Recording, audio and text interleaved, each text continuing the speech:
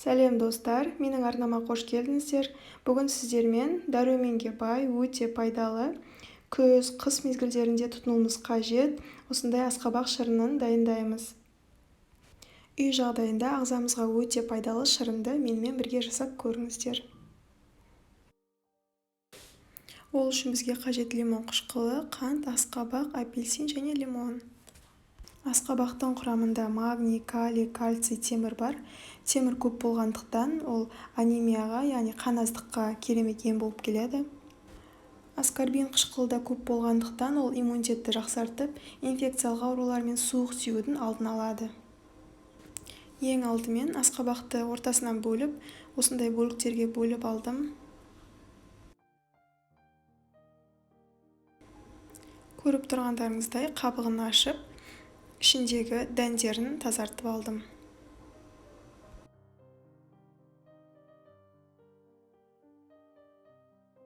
Қалағаныңызша осылай асқабақтарды турап аламыз. Асқабақтың ағзаға пайдасын айта кететін болсақ, ол қан айналымын жақсартады, қандағы холестерин мөлшерін азайтады. Сонымен қатар, асқазан ішек жолдарының жұмысын жақсартып, іш қатудың алдын алады.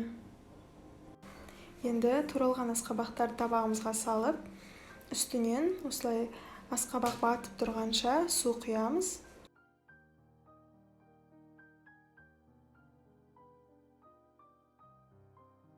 Одан кейін бетін жауып, асқабақ піскенше 20-30 минутқа қайнатып аламыз. Апельсин мен лимонды осылай сыртын ашып, бөліктерге бөліп дайындап қойдым. Мен блендердің көмегімен шырынын бөліп алдым.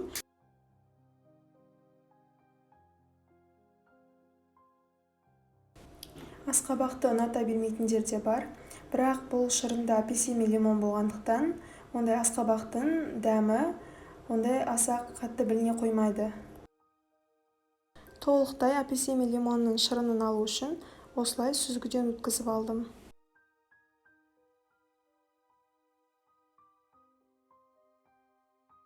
Мінекей дайын болды. Асқабақ суда орташа отта 30 минут қайнады. Енді блендердің көмегімен осылай езіп алдым. Асқабақ шырыны қан қысымы жоғарылағанда, дене сіңгенде, бауыр және бүйрек ауруларына, жүрек қан тамыр жүйесі ауруларына өте пайдалы болып келеді. Ендігі кезекте апельсин лимон шырынын қантымызды, содан кейін жарты шай қасықтай лимон қышқылын саламыз. Одан кейін 5 минутқа орташа отқа қоямыз. Міне бізде осындай асқабақ шырыны шықты. Өте дәмді шығады. Осы рецептпен жасап көруге кеңес беремін. Банка мен қақпақшаларын стерильдеп алып, осылай құйып шықтым.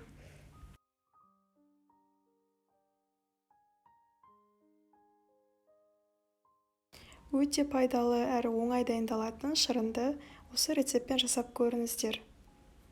Видео ұнаса, лайк басып, пікірлеріңізді қалдырып кетуді сұраймын. Сау болыңыздар, сіздермен болған Айдана.